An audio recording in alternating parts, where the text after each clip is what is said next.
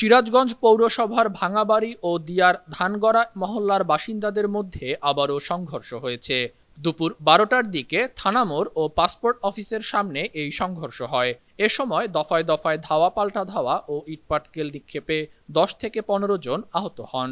স্থানীয়রা জানিয়েছেন, পূর্ব শত্রুতা ও আধিপত্য বিস্তার করতে দীর্ঘদিন ধরেই দুটি মহল্লাবাসীর উচ্ছৃঙ্খল কিছু মানুষ বিরোধে জড়িয়ে আছে।